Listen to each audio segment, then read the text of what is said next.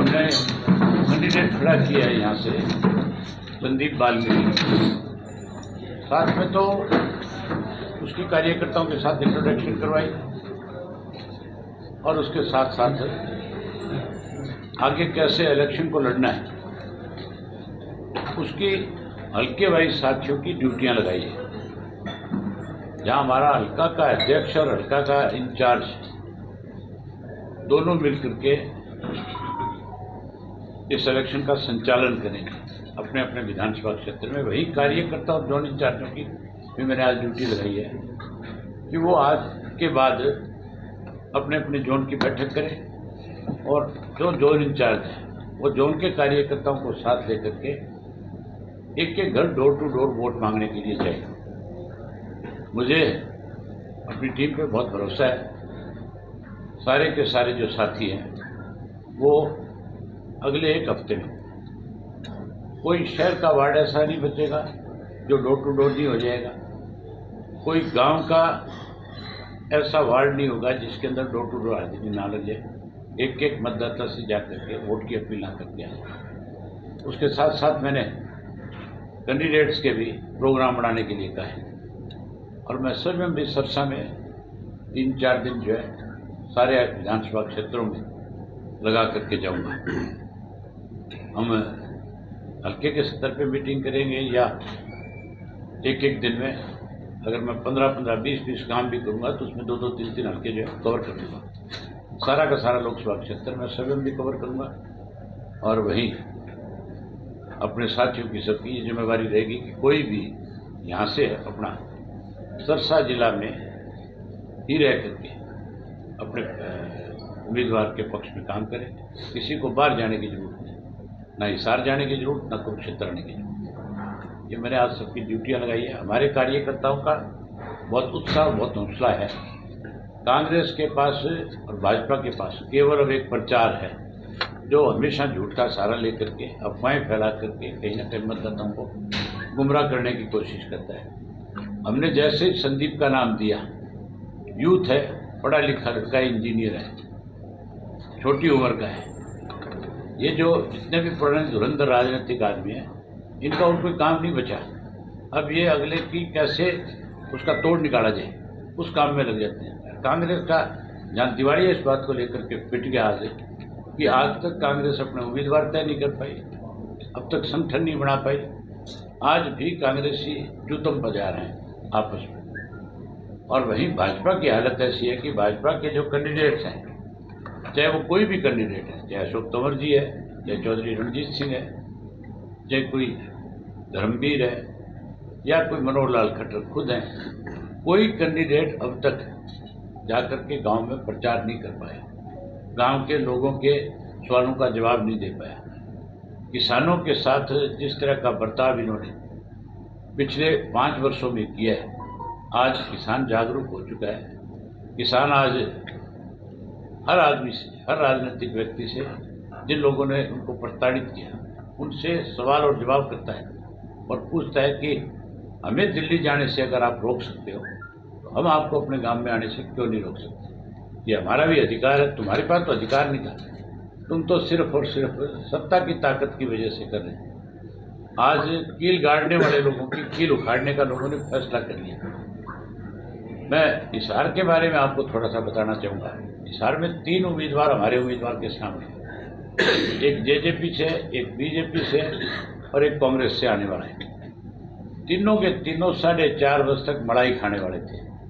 तीनों ने किसानों को परेशान किया था और उन तीनों उम्मीदवारों को हिसार के जो मतदाता हैं बहुत बड़ा सबक सिखाएंगे। हमारी उम्मीदवार बहुत बड़े वोटों से जीत करके आई, क्योंकि लोगों का विश्वास हमारे प्रति बड़ा है। हमने लोगों की लड़ाई लड़ी, पूरे हरियाणा प्रदेश के किसानों की, चाहे उन पर कभी भी किसी भी तरह का अत्याचार सरकार ने करने का प्रयास किया, केवल इंडियन नेशनल लोकदल पार्टी थी जो उनके साथ जाकर के खड़ी हुई और उनकी लड़ाई विधानसभा में लड़ी, बाहर में लड़ी, उनको न्याय दिलवाने का काम। आज सरसा के कार्यकर्ताओं को उत्साह में स्वयं देखा है। जितनी हम लोगों की कार्यकर्ताओं की मीटिंग होती है, इनके जलसे भी नहीं होंगे। हमारा कार्यकर्ता इतना काम का समय होने के बाद किस तरह से हाल जो है खचाखच भरा हुआ था, जितने लोग अंदर थे उतने ही लोग बाहर भी खड़े थे।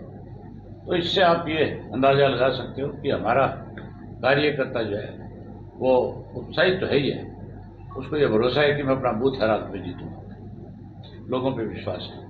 इस चुनाव में राष्ट्रीय मुद्दों की वजह से इनको भौंकने की आदत है, ये भौंकने में माहिर है। सिर्फ अखबारों में ये बात कहेंगे, जांच नहीं कराएंगे, जांच कराते तो मारे जाएंगे। किसान खनन घोटाले की जांच कराई पिछले 10 साल की, अगर दम है नायब श्रेणी में, अपने आप को मुख्यमंत्री मानता है, मैं तो कहता हूँ डम्मी है, मुख्यमंत्री है ही नहीं। आज भी खुद ये बयान देता है मनोहर लाल खट्टर मुख्यमंत्री, तो मुख्यमंत्री कहाँ है? पिछले 10 साल का खनन का माफिया, अगर खनन घोटाले की जांच हो जाए तो ये मुख्यमंत्री खुद फंस जाए। इसके खिलाफ मेरे पास अनेक शिकायतें आई थी, आज भी कॉपियां पड़ी हैं। ये कहता है कोई लिखित में दे, मैं कल ही भेज देता हूँ, करा देगा जांच, पूछ लो उससे। इसके खुद के खिलाफ पंचायतों ने लिख के दिया कि हमारे गांव की मिट्टी खोद के खा गया कहीं। ये जब मंत्री था, CPS इसको बनाया हुआ था, तब की बातें हैं। मैंने विधानसभा में इसके खिलाफ जांच की मांग करी थी। आपके हिसाब से चरणजीत चन्नी साबित होगा हरियाणा का? मैं छोटी बातें नहीं करता, मैं तो ये कहता हूँ जो लुटेरे हैं उनके खिलाफ कार्रवाई होनी चाहिए। ये चन्नी पन्नी शब्द जो है, जो जिनके विचारों का राजनीतिक जीवन शुरू होने से पहले खत्म हो गया, वो करते हैं। किसान भी उनकी भाषा बोलने लगे। किसान का अनाज मंडी में आ गया, उसको प्रॉपर परचेज करने की बजाय आज परचेज बंद कर दी है। परचेज बंद नहीं है, परचेज तो बंद करी थी, उसके इलावा नमी के नाम के ऊपर पहली दफा गेहूं में लूट है। फर्स्ट टाइम ऐसा हुआ है कि मंडी के अंदर नमी, गेहूं की नमी के कारण किसान को सस्ते में गेहूं बेचने पे मजबूर कर रखा है। सरकार खरीद नहीं रही, आड़ती के पास जाता है, वो अपनी मनमर्जी के रेट देता है, मनमर्जी से खरीदता है। मतलब आज भी सरकार जो है लगातार लूट में लगी हुई है, दोनों हाथों से लूट करके किसान को परेशान करने में लगी हुई है। यहाँ नहीं, 2 मंडियां बंद कर दी, डांड की मंडी जो बंद होगी, और डांड के साथ है आपकी पुंडरी की जो है, वहाँ के किसान को कहे भी सीधा अडानी के वहाँ ले जाकर के गेहूँ डाल के उसके गोदाम जो बने, जो उसने वो बना रखे हैं सैलो जो है, और उसमें जब ले जाते हैं तो एक दिन 11,000 क्विंटल गेहूँ गई थी, 4800 क्विंटल गेहूँ वापस कर दी। ये नमी है इसमें।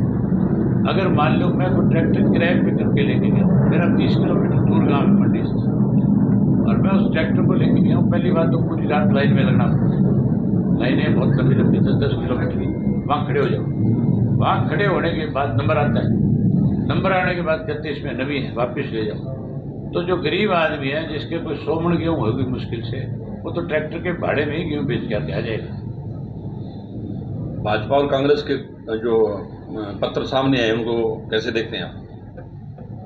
भाजपा और कांग्रेस के घोषणा पत्र मैनिफेस्टो लेकिन अपने मैनिफेस्टो में कहीं किसान का जिक्र नहीं किया, कहीं MSP का जिक्र नहीं किया, कहीं OBC का ओल्ड पेंशन स्कीम के बारे में कोई जिक्र नहीं है। यही हालत कांग्रेस की है। कांग्रेस पार्टी ने भी MSP का जिक्र नहीं किया। राहुल गांधी ने बयान तो दिया है कि हम MSP का कानून बनाएंगे। ओल्ड पेंशन स्कीम के बारे में दोनों पार्टियां चिल्लाती है, ये कांग्रेस वाले बहुत चिल्लाए, लेकिन इन्होंने अपनी मैनिफेस्टो में कहीं ये नहीं लिखा कि हमारी सेंटर में सरकार बनने के बाद हम ओल्ड पेंशन स्कीम को लागू कर देंगे। आज भी नहीं है। ये किसान विरोधी है, ये कर्मचारी विरोधी है, ये मजदूर और गरीब के विरोधी है। ये तो सिर्फ कैसे बड़े इंडस्ट्रीज को फायदा मिल सके उसके ऊपर सोचते हैं। जिस तरह से प्रधानमंत्री नरेंद्र मोदी ने कांग्रेस के मैनिफेस्टो पे सवाल उठाए कि ये प्रॉपर्टियों के सर्वे करेंगे, आपके मंगलसूत्र इकट्ठे करेंगे जिनके बच्चों को बेच ये सिर्फ और सिर्फ बुखलाउट है प्रधानमंत्री जी। ये मुसलमान को अलग थलग करना चाहते हैं, हिंदू और मुस्लिम के नाम पे चुनाव को जीतने का प्रयास है, नहीं जीत पाएंगे। 102 सीट की जो अब तक जो वोटिंग हुई है, जो रिपोर्ट इनके पास गई है, उससे इनको साफ और स्पष्ट बता दिया गया कि तुम 200 से भी कम में जाने वाले हो। तब ये नया कार्ड निकाल करके गए हैं, तब ये मंगलसूत्र की बात करी है। मोदी जी को मंगलसूत्र की बात नहीं करनी चाहिए, ये उनके मुंह से शोभा नहीं देता। जो खुद मंगलसूत्र की लाज नहीं रख पाए वो किसी के मंगलसूत्र की बात क्यों करें। ठीक है।